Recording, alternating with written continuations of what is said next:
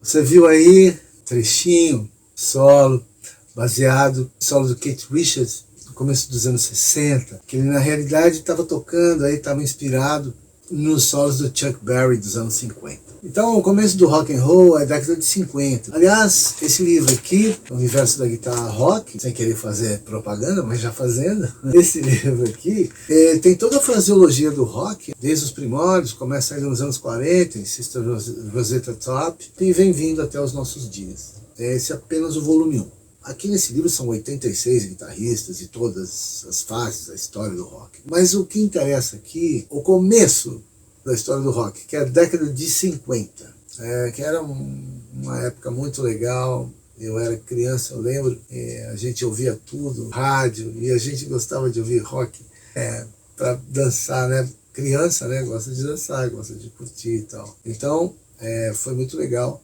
E foi ali que eu decidi ser músico. Mas o que era legal no rock era uma febre, né? Todo mundo curtia, toda a juventude curtia.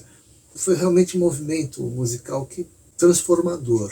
A década de 60 foi muito mais importante, porque, veja bem, o rock mesmo, que a gente chama hoje de rock, começa na década de 60. Mas a década de 50 é preparadora, porque a década de 50 é o rock and roll, do período dos rebeldes sem causa, né? O James Dean, Elvis Presley, surge aí. O Elvis foi o cara que juntou todos os mercados, né? Segundo os caras do mercado musical, eles diziam assim, o Elvis juntou o mercado branco com o mercado negro, juntou tudo, porque estava separado e tal. E o Elvis foi um achado da indústria fonográfica, né? Uma união de elementos, conciliou ali uma série de interesses, né? Vamos dizer assim, a voz dele, com a beleza, com o mercado, com aquele período que estava super envolvido, né? Década de 50, todo mundo envolvido com essa coisa do rock and roll. Foi um avanço enorme para a indústria fonográfica, principalmente no aspecto cifrão, né? Num dos livros do Eric Hobsbawm, que ele escreve a história social do jazz, nesse livro, inclusive, faz um comentário sobre isso, sobre como a indústria fonográfica passou a ganhar muito mais dinheiro com essa história de rock, né? Principalmente a partir da década de 60, de Beatles, né? Principalmente. E aí começaram a surgir muitas bandas. Já tinha bandas antes, mas só para ter uma ideia, por exemplo, o baixo, ainda não se usava baixo elétrico, era baixo de pau até os anos 50. Já na década de 60, aí começou a surgir o baixo elétrico, e todo mundo tocando com pick bass. Todos os baixistas são pick bass, né? Eu até hoje toco baixo assim, mas com palheta. Toco com dedo também, mas prefiro tocar com palheta, que eu venho dessa cultura aí do pick bass, né? Pick bass, em inglês bass, que é o baixo, né?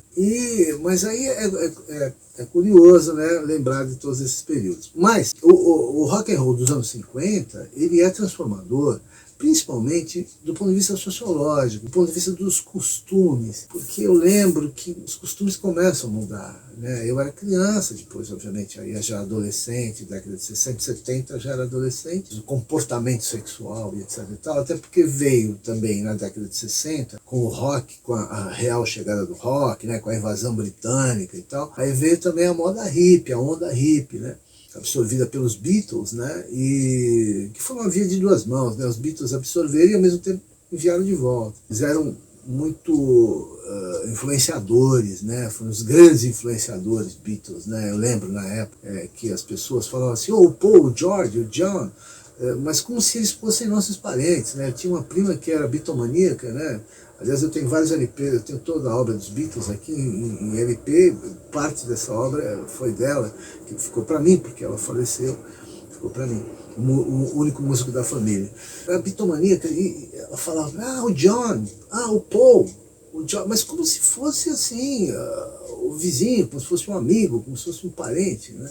É curioso, eles se tornaram tão íntimos, né, daquela geração. Os bitomaníacos eram assim. E aí surgiu os Rolling Stones também. Aí os Rolling Stones maníacos, que existem até hoje. E eu cresci entre Rolling Stones e Beatles, né? Bitomaníaco desse lado, estoniano desse lado, e eu ali no meio no tiroteio ali. Eu sempre gostei das duas bandas, só que eu sempre separei muito bem as duas, do ponto de vista musical, principalmente musical, né? Porque Beatles não foi uma banda de rock necessariamente, Beatles foi uma banda de música pop na realidade, e Rolling Stones hard rock, né?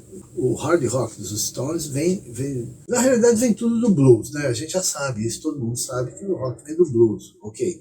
Esse lado hard deles vem muito mais do blues mais pesado, mais agressivo, que é já dos anos 40, final dos anos 40, que eu passo aqui nesse livro. Esse livro tem essa passagem também, né? Eu estou dando toda a fraseologia, estou tocando e ao mesmo tempo contando a história do rock, tudo junto, né?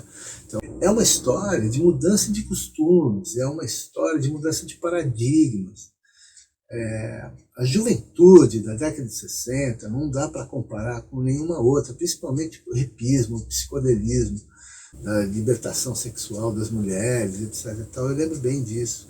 Para nós, a leitura era fundamental de certos autores. E o Karl Marx, por exemplo, fazia parte dessa literatura, né? Os ícones da música rock tinham essa leitura, né? Coisa que depois deixou de existir com os roqueiros que vieram depois, porque inclusive surgiram roqueiros de extrema direita, que é uma coisa meio incongruente, meio contraditória, uma vez que o rock tem um sentido, em sua natureza mesma, tem um sentido libertário, né? Então, quando você vê um Chuck Berry, por exemplo, tocando no palco e tal, né, um Little Richard, e esses caras todos que são os verdadeiros reis do rock, embora a história não tenha configurado assim, né? Tenho preferido colocar o Elvis como o único rei do rock, mas na realidade são os negros, né? Os grandes reis do rock, porque o rock vem do blues. Porque, na verdade, o rock é o blues acelerado. Se você tocar o rock normal, a base de rock, você vai ver que é uma aceleração da base de blues. Tocar lento, que tem dois planos, né? Que você pode fazer a base tercinada ou a base colcheada. A base colcheada é a base do rock, propriamente dito, do hard rock. E a base tercinada que é o rock shuffle, cuja base tercinada, né? Tercina de colcheia, vem lá do blues. Mas eu quero falar sobre isso numa outra situação, colocar na lousa, etc. e tal. Aqui eu só estou dando um parecer geral. É só me seguir que a gente vai aprender tudo isso aí.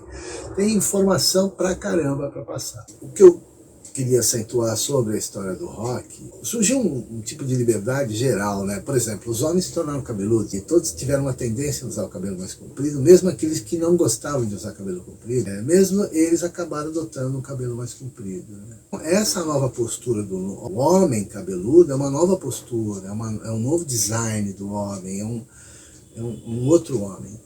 Alguns até se tornaram andrógenos e tudo mais, eu sei, mas mesmo os que eram heterossexuais e tal, mas eles tinham postura até bem andrógena, mesmo sendo hétero, por causa do cabelo. E no meu caso, eu toquei numa banda que se maquiava, inclusive, né, já no começo dos anos 70, né?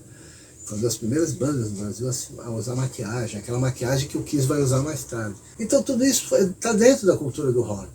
O próprio comportamento, a mulher se tornar mais livre, a mulher se tornar independente, surgiu tudo na década de 60, que é contemporâneo do rock.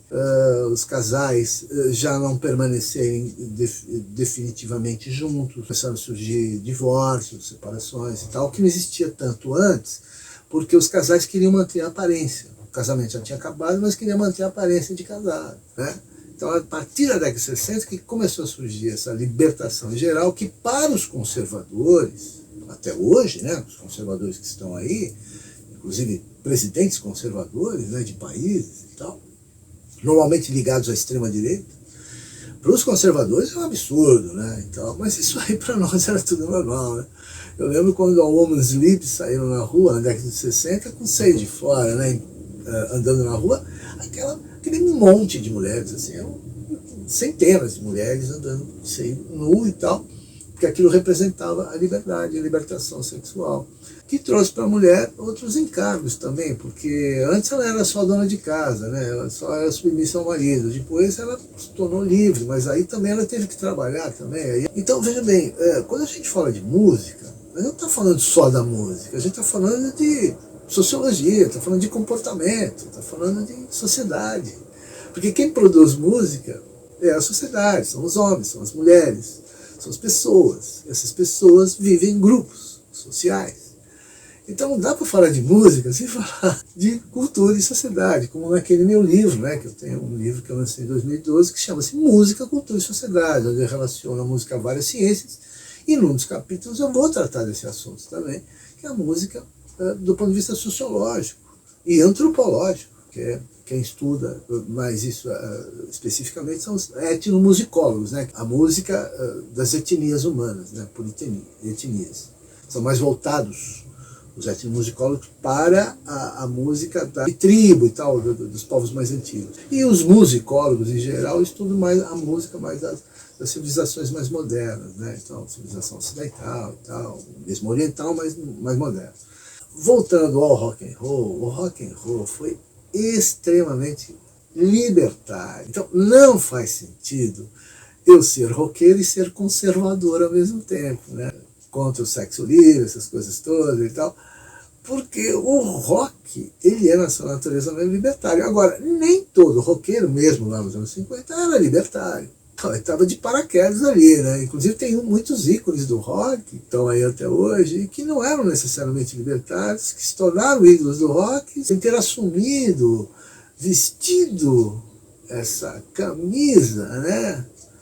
Do que é ser um roqueiro de verdade.